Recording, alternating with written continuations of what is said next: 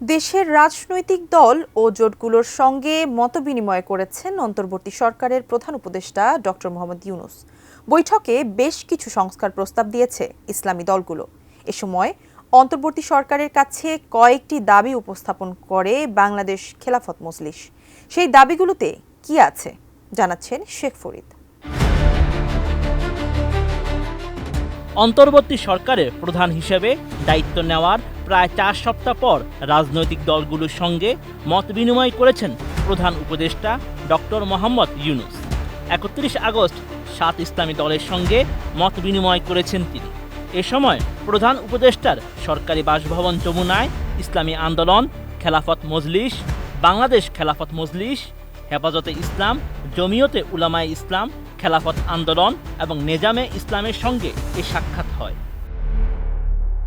বৈঠকে অন্তর্বর্তী সরকারের প্রধান উপদেষ্টার কাছে 6 দফা দাবি উপস্থাপন করেছে বাংলাদেশ খেলাফত মজলিস। মত বিনিময় শেষে সাংবাদিকদের এসব কথা বলেন দলটির মহাসচিব মাওলানা মোহাম্মদ মামুনুল হক। তিনি বলেন, হেফাজতে ইসলামের বিভিন্ন আন্দোলনে বহু মামলা এবং শত শত ব্যক্তি হতাহত হয়েছে।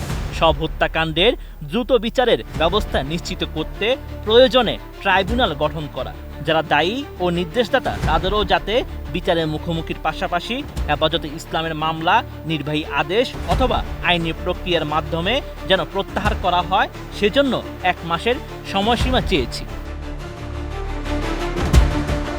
ডিজাইন, এলিগেন্স, বিউটি, সেরা পণ্য সবার জন্য জেভিকো।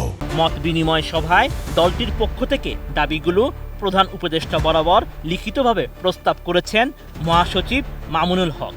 আর তা হলো জাতীয় নির্বাচনে ভোটাধিকার প্রয়োগকারীদের সম্ভাব্য সর্বোচ্চ প্রতিনিধিত্ব নিশ্চিত করা।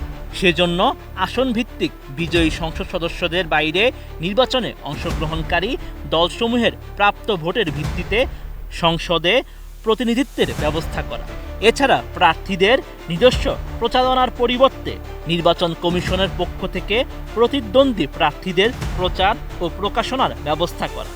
যোগ্য, সৎ ও নিরপেক্ষ ব্যক্তিদের সমন্বয়ে নির্বাচন কমিশন পুনর্গঠন করা।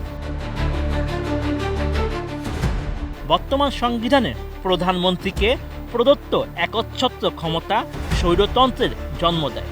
তাই এই ক্ষমতাকে বিকেন্দ্রীকরণের মাধ্যমে ভারসাম্য সৃষ্টি করা। 2 মেয়াদের বেশি একই ব্যক্তি প্রধানমন্ত্রীর দায়িত্ব পালনের ব্যবস্থা বন্ধ করা। প্রধানমন্ত্রী হওয়ার পর দলীয় পদ থেকে পদত্যাগের বিধান করা। সংসদ সদস্যদের দলীয় সিদ্ধান্তের বাহিরে ভোট দেওয়ার সুযোগ রাখা। বিচার বিভাগকে নির্বাহী বিভাগ থেকে সম্পূর্ণ স্বাধীন করা। বিচার বিভাগে সরকারের হস্তক্ষেপ মুক্ত রাখার স্বার্থে বিচারপতি নিয়োগ ও বিয়োগের জন্য জুডিশিয়াল কাউন্সিল গঠন করা।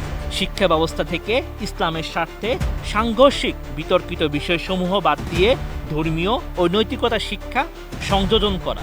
পুলিশ ও প্রশাসনকে সরকারের নিয়ন্ত্রণ মুক্ত রাখা। রাজনৈতিক উদ্দেশ্যে তাদেরকে ব্যবহারের পথ বন্ধ করা। কোরআন সুন্নাহ বিরোধী আইন প্রণয়ন না করা। Sheikh Farid, ATN news.